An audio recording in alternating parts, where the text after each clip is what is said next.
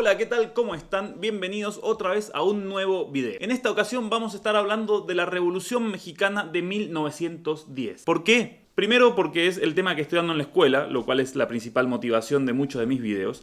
Y segundo, porque anoche soñé que era Pancho Villa y que vivía en la época de la Revolución Mexicana.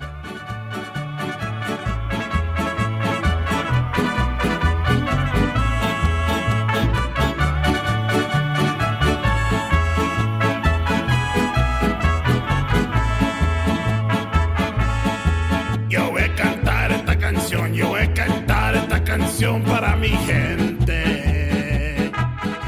La Revolución Mexicana, que se da entre 1910 y podríamos decir que 1920, es uno de los procesos revolucionarios más grandes de la historia de Latinoamérica y además es un hito de luchas revolucionarias populares que se inscribe dentro de la tradición mexicana de movilizaciones masivas que había comenzado con la Revolución de 1810. Aún así, a mí me gusta decir que la historia es un campo de batalla en el cual todas las posturas quieren plantar bandera. ¿Qué significa esto? Que ustedes podrían decirme, y con mucha razón, que los hechos históricos ya sucedieron y que a menos que uno sea Marty McFly volando en un DeLorean, no se pueden cambiar. Y sí, tienen razón. Pero el tema es que las interpretaciones que nosotros hacemos de esos hechos históricos desde el presente son dinámicas y pueden variar mucho. Porque estas interpretaciones siempre están guiadas por la mentalidad, las concepciones y la forma de entender el mundo de la época desde la cual nosotros estamos interpretando los hechos históricos. ¿A qué vienen todas estas cosas etéreas que estoy hablando? A que existen muchas interpretaciones sobre la significación de la Revolución Mexicana. La interpretación más clásica y más difundida la ve como una lucha gloriosa en la cual el pueblo se levantó en armas para destruir el antiguo régimen y reclamar su derecho a la tierra. Existen otras posturas un poco más contrarias a la que vimos recién, que dice que en realidad la Revolución Mexicana fue una lucha civil burguesa entre los elementos dominantes de la sociedad. Y hay otras interpretaciones que sostienen que la revolución fue un proceso de lucha entre elementos privilegiados de la sociedad y que en la medida que cada uno de esos elementos tomaba la delantera, podía adquirir el control de los ejércitos y de las masas populares. Pero lo cierto por ahora es que en estos 10 años que dura la revolución hay un montón de actores sociales, hay un montón de hechos, un montón de presidentes, un montón de procesos para analizar, golpes de estado y mucha violencia política. Así que vamos ahora a ver cómo fue. Antes de poder hablar de la revolución en sí, es necesario conocer las causas y la situación social y económica en la cual hunde sus raíces la Revolución Mexicana. En 1810, dentro del contexto de las luchas latinoamericanas de emancipación y de revolución con respecto a España, México había tenido una primera revolución que había sido lanzada por el padre Hidalgo, que es este que vemos acá en este mural del muralista José Clemente Orozco. Esta revolución fue muy violenta y rápidamente adquirió los tintes de una lucha de clases y una lucha racial entre los campesinos indígenas y los blancos, ya fueran peninsulares o criollos. El principal motivo de esto es que México ha tenido históricamente un campesinado indígena muy grande que ha debido soportar unas condiciones de explotación y de opresión que en algunos periodos han rozado la esclavitud. Finalmente, la independencia de México tardó algunos años en llegar, fue conseguida en 1821 de la mano de Iturbide y luego de muchos años de luchas entre liberales y conservadores, finalmente en el año 1876 llega a la presidencia de México el militar Porfirio Díaz. Porfirio Díaz era un militar mexicano que se transformó en uno de los dictadores más conocidos de la historia de Latinoamérica. En 1876 dio un golpe de estado y luego gobernó de manera democrática, hasta el año 1880. En este año su gobierno se interrumpe y vuelve a ser presidente de México en el año 1884 y desde ahí gobernó sin interrupciones hasta el año 1911, siendo reelegido para el cargo 7 veces consecutivas. ¿Cómo logró esto? Bueno, gracias a la utilización de un montón de recursos antidemocráticos, como pueden ser elecciones fraudulentas, el amordazamiento de la oposición, la utilización del ejército para someter a todo el territorio, la eliminación de la libertad de prensa, la represión a todos los movimientos obreros, en fin, todo un combo de medidas que llevaron a que la oposición no pudiera maniobrar y que él fuera reelecto para el cargo 7 veces consecutivas. Ahora, esto es interesante porque una de las principales consignas de Porfirio Díaz cuando lanzó su famoso golpe de estado en 1876 era la no reelección. Casi me hace acordar a algunos presidentes que hicieron su campaña con la promesa de pobreza cero, ¿no? El porfiriato, o sea, el régimen de Porfirio Díaz, tuvo todas las características de los gobiernos latinoamericanos de orden y progreso. Esto quiere decir que se utilizó el ejército para pacificar el país, para someter a toda la oposición y terminar con las luchas civiles, y que se instauró un modelo agroexportador para insertar a México dentro de la economía mundial. Todo esto es bastante similar a lo que ocurrió en Argentina con la generación del 80. Si no vieron todavía nuestro video de la generación del 80, lo pueden ver acá. Esta era la situación con el porfiriato. Y acá empezamos a ver cuáles son los distintos actores y las distintas motivaciones que tenían los participantes. ¿Me callan ese perro? Los participantes de la Revolución Mexicana. Uno de los principales problemas que ha tenido la historia de México ha sido la distribución de la tierra, ya que desde la conquista por parte del Imperio Español hasta el porfiriato se habían favorecido formas latifundistas de tenencia de la tierra. Esto quiere decir que existía un sistema que se basaba, por ejemplo, en las grandes haciendas y que llevaba a la acumulación de un montón de tierras en muy pocas manos, generando una desigualdad muy grande entre un pequeño grupo de terratenientes que concentraban la mayor parte de tierra y una gran masa de campesinos que no tenían acceso a la tierra y que debían trabajar en las grandes haciendas en unas condiciones de explotación suprema. Dígame, don Carlos, ¿por qué luchaban ustedes? Por las tierras que en la actualidad ahora las vemos en posesión de nosotros. ¿Qué tenían antes? Nosotros no tenemos nada más de trabajarle a la hacienda.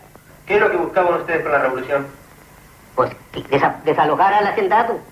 ¿Por qué? Por las tierras que tenemos ahora en posesión. ¿Pero por qué querían desalojar al hacendado? Porque estábamos esclavos. Por otro lado, los trabajadores industriales de las ciudades tampoco la pasaban mucho mejor, ya que no tenían leyes laborales que regularan el trabajo industrial y además, al igual que pasaba en muchos otros lugares en esta época, eran brutalmente reprimidos cuando hacían manifestaciones reclamando mejores condiciones de trabajo. La clase media, me voy a aguantar, no voy a hacer el chiste, ya lo hice en otro video. La clase media, por su parte, buscaba recuperar parte de todos estos derechos civiles que había perdido durante el porfiriato, y las clases altas dominantes buscaban un cambio de gobierno porque, bueno, Porfirio llevaba más de 30 años gobernando.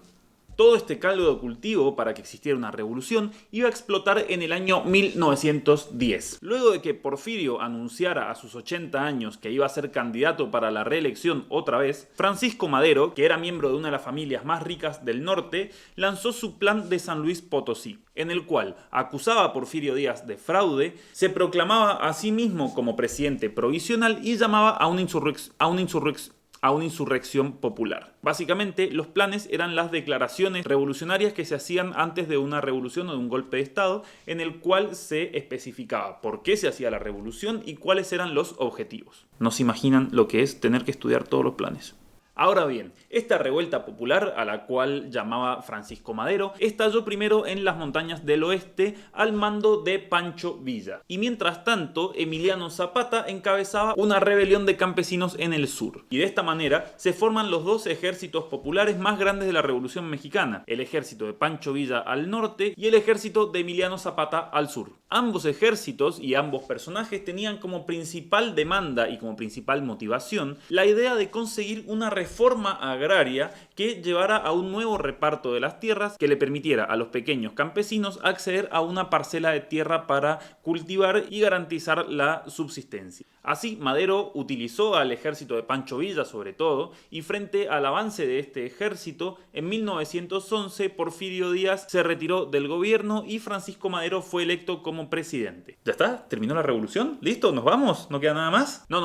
Esperen que todavía falta mucho. Mientras el movimiento de Madero respondía sobre todo a motivos políticos y económicos, como ya vimos, el movimiento popular de Pancho Villa y Emiliano Zapata respondía a la necesidad imperiosa de conseguir una reforma agraria. Ahora bien, Madero no se ocupó en sus primeros años de gobierno de esta reforma agraria y empezó a tener algunos problemas. Sobre todo porque una de las medidas que tomó fue poner un impuesto a la producción petrolera que le molestó mucho a las compañías petroleras norteamericanas que operaban en México. Y esto llevó, obviamente, a la intervención de los Estados Unidos dentro de la Revolución Mexicana. Siempre se meten. Su gobierno así fue bastante inestable y en el año 1913 Madero fue destituido de su cargo de presidente por un golpe de estado llevado adelante por Victoriano Huerta. Lo peor de este golpe de estado fue que luego Madero fue asesinado mientras se encontraba en custodia del ejército. El gobierno de Huerta también debió enfrentar muchas dificultades económicas, no tenía el apoyo de muchos sectores sociales y frente a este descontento por su gobierno se formó otro ejército que era el Ejército Constitucionalista de Venustiano Carranza. Mientras todo esto pasaba, el ejército de Emiliano Zapata seguía librando una guerra de guerrillas en contra de las grandes posesiones de tierra en el estado de Morelos. Si bien todos estos ejércitos de los cuales estamos hablando después se dispersaron, se volvieron a juntar y hay un montón de batallas y de cosas que pasan en el medio, lo cierto es que en 1914 Huerta fue derrotado y asumió el cargo de presidente Venustiano Carranza. En el medio hubo algunos presidentes interinos, pero la figura fuerte seguía siendo Carranza. Y esta época fue muy movida porque había conspiraciones militares, intentos de golpes de estado,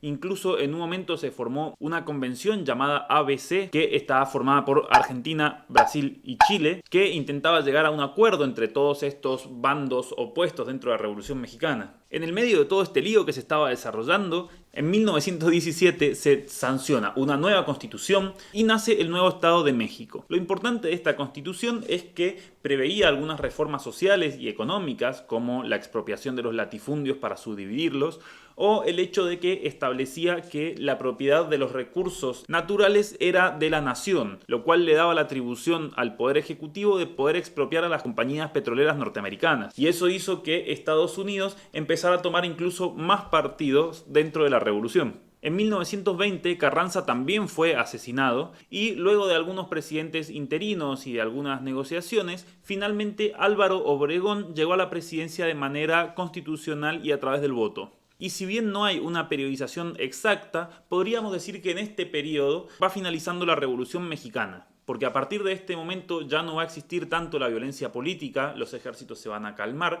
y poco a poco la situación se va a ir estabilizando. Aún así, a pesar de todo esto, la reforma agraria que pedían los campesinos mexicanos no se iba a llevar adelante de manera seria y sistemática hasta la década de 1930, cuando llega al poder Lázaro Cárdenas, líder del cardenismo, que va a hacer una redistribución masiva de tierras para los campesinos.